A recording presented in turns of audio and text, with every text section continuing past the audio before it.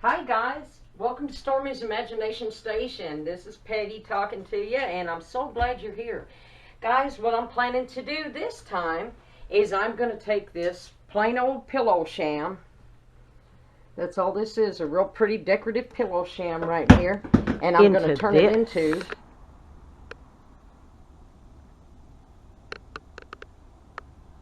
So guys, let's get started.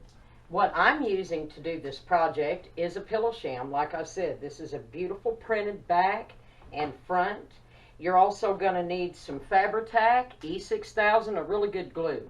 You're going to need some needle and thread. Guys, I'm using the Omniflex 10-pound test fishing line. Okay, I use this a lot in projects that I really want to stay put. Okay, so we've got that.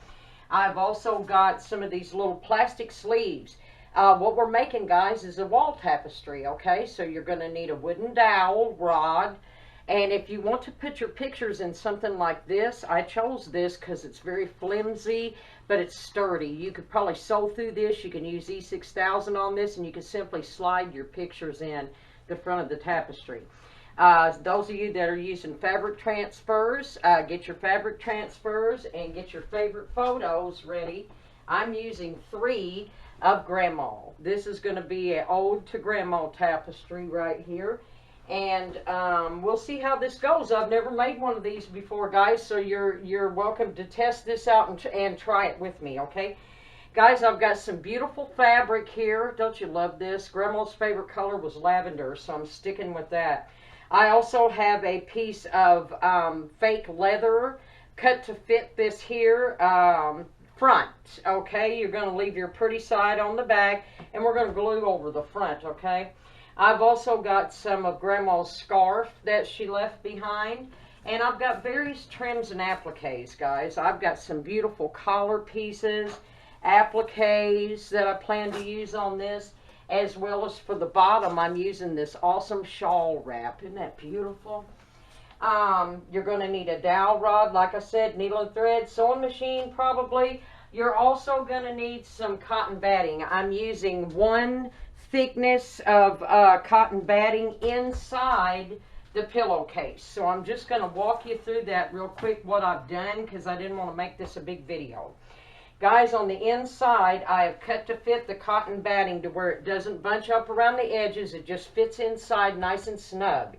I've used my Fabri-Tac and glued that cotton batting front and back inside this pillowcase right here. The part that opens right here, before I did that, I cut a 2-inch strip off of this lip overhang all the way across and cut it into 4 equal pieces and attach those with needle and thread along the top here to make my dowel rod holders, okay? Then I've glued the flap shut where the pillows goes in at and smoothed that out nice and smooth, no bulk or anything. Then I've glued my fake leather. I cut it to fit right inside the trim. And if you don't get it perfect, don't worry about it. I've got a little overhang myself right here. We're just going to cover that up with trim. But make sure that you get all of your edges glued down really well. Then, if you'd like, you can come right back in here and sew around these edges as well as in the middle for extra stability. If you want. I personally think my Fabri-Tac is going to be enough. I'm going to put a couple of stitches in my heavy pieces as I lay them down. So I think that'll be fine. So that's where we're at now, guys. And now you have a choice. You can either keep going on this front right here, or you can utilize your back if you have a really beautiful backside. I can see a lot of these flowers and leaves being embroidered with gorgeous seed beads and stuff, can't you? And then you can just nestle the pictures, you know, don't bead all of it. But place your pictures where you want them, and if you're going to use these pouches, cut them to fit to where your pictures will fit in. Either glue those down or sew them down where you want them. And then you can start doing your beautiful embroidery work around it if you so choose. This has got gorgeous butterflies. I do plan to do another one with this one here that I'm going to do that with, guys. I want to do some embroidering beads, bead work on this, because I just love these images right here. But for me, I'm just going to flip this over and keep going. Now, guys, my next step is I'm going to cut my fabrics to fit. I'm going to lay out my pretty background fabric and figure where I want it, as well as the scarf. And I'm going to get those adhered down, okay? So that's what we're going to do next. Up to this point, I think that's pretty self-explanatory. And we're going to go to that point, and then we're going to start layering on our background fabrics. Okay, guys? And I'll see you next. Okay, guys, you should start looking like this now.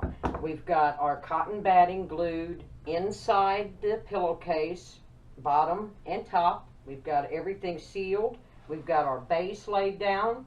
We've got our pretty fabric laid down, and then we've got our main fabric over the top, which this is what mine's starting to look like. Oop, I'm down really low, guys. Let me get up here a little bit. This is what mine is starting to look like. Isn't that beautiful, you guys? That's one of Grandma's favorite scarves, like I said. Now, guys, what I'm doing is making sure that all my edges is glued down. This doesn't quite meet all the way in the middle here, which is fine because I'm just going to cover this back up anyways. Now, guys, I'm just going back and trimming just inside of my beautiful trim around the edge right here. I do want to run some trim around the inside of it to finish that right there, but that's where we're at now. We're just trimming inside our beautiful edge trim right here, okay?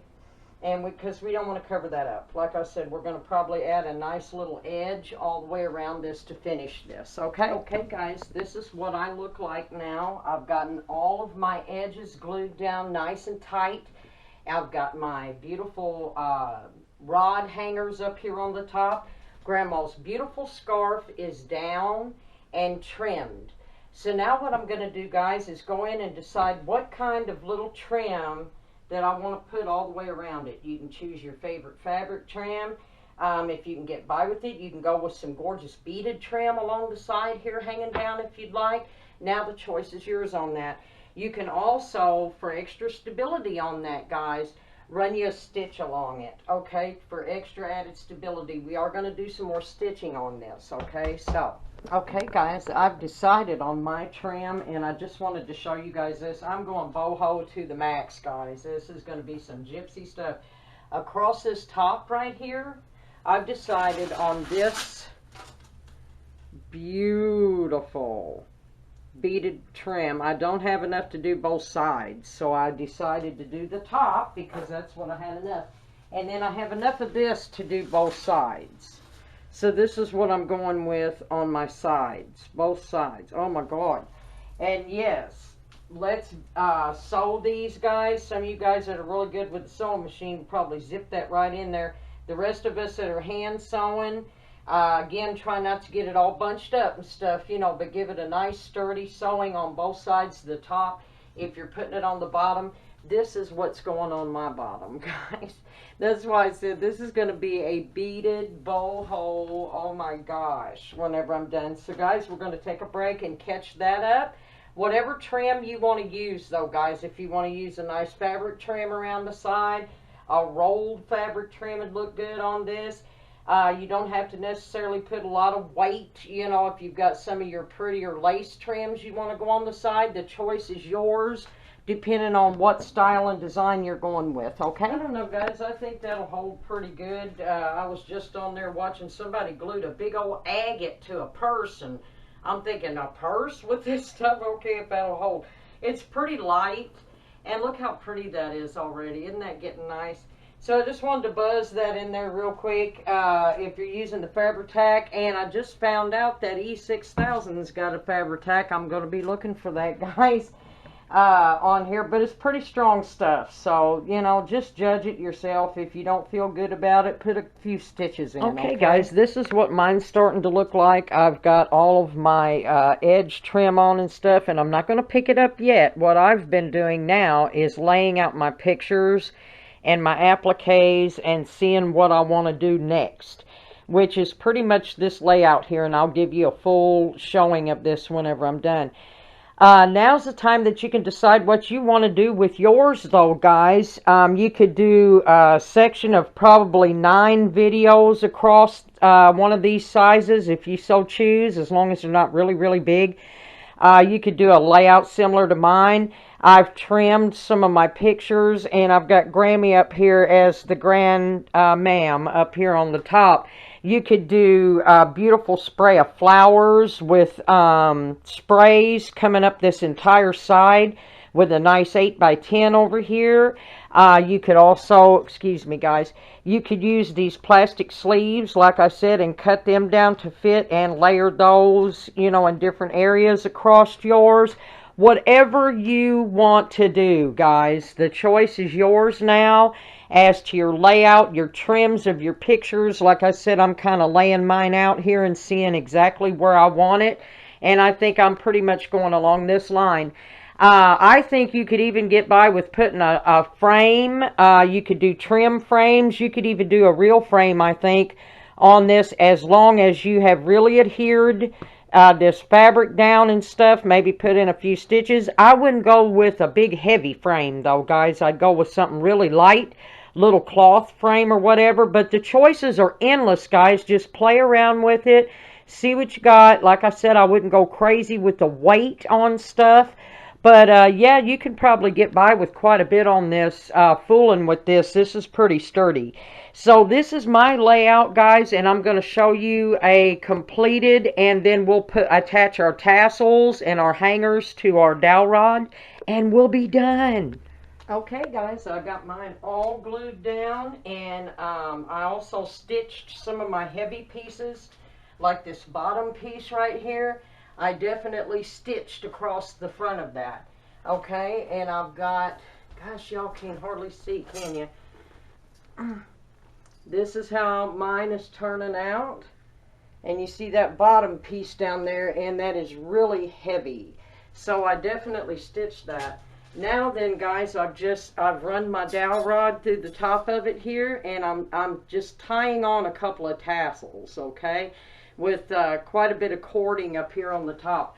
I'm just deciding where I want them on the edge, and then I'm just going to simply knot them off, clip off the edge, and put a little bit of fabric tack up there to hold them. That's all. I'm just using my favorite tassels. Guys, those of you that don't know, if you want to make a quick, easy tassel, just get any of your threads, yarn, whatever, several links depending on how thick it is and how big you want your tassel. Just cut several of the same links, fold them in half, run your little cord through the top of it right there, and then the part that's hanging down like this, let me show you. Just get a bunch of your string together, fold it in half, and run you a cord through the top of it. Then this part here, just run you a ribbon around the top right there, and then leave you some tassel. There's all kinds of detailed tutorials out there for tassels, okay? But once you've made one, you're a pro in minutes, okay, guys? So that's what we're doing. Now then, the next question, the only other question you'll have is how to hang it.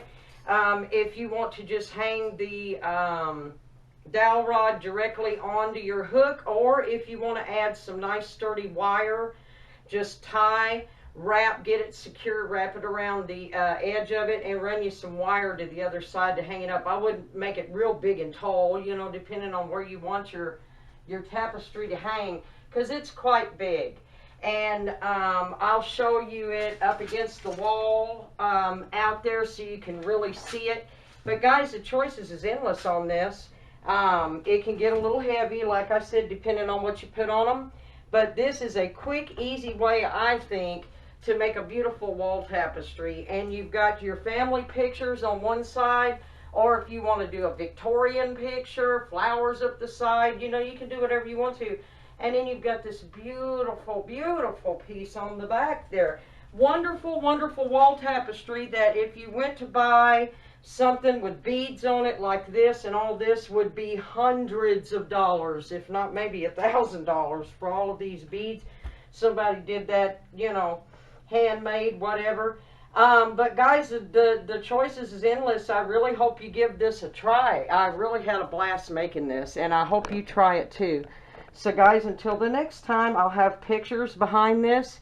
Be crafty, be cool. And I'll see you when I'm looking at you. Okay, guys, bye-bye. This is the finished tapestry. I'm going to come in close here on this because I want you to see all of these beautiful beads.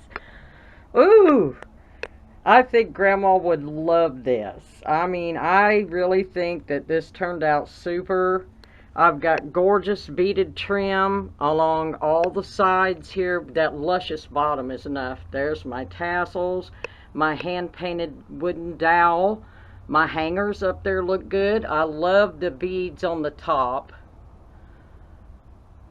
I just think this turned out super awesome. I just love the way this turned out. Look at those beads, boy. Isn't that beautiful? And I crowned Grandma there.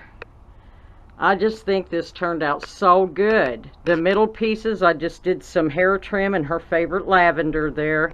And then the bottom, I just simply trimmed out with more of this gorgeous fabric from that scarf from Grandma. Isn't that beautiful? I love that scarf. Guys, I really think this turned out super awesome, and I had a blast making this. This is super quick, super easy, and if you give this a try, let me know what you think. If you have any questions, feel free to ask. I haven't seen one of these pillow shams turned into a wall tapestry quite like this, so I think it's fabulous. I think it's a wonderful way to honor family members. It'd make a wonderful Mother's Day gift, best friend, sisters. I love it. I think it's fabulous, and the possibilities are endless on what pictures you put on it and how you lay them out, and the beautiful trims and stuff that you use.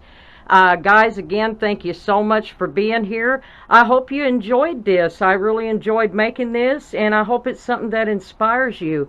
And guys, please stick around, hit the subscribe button. You never know what I might be doing next. So make sure you hit that subscribe button and the bell to check out more awesomeness, I hope, from your old buddy Stormy.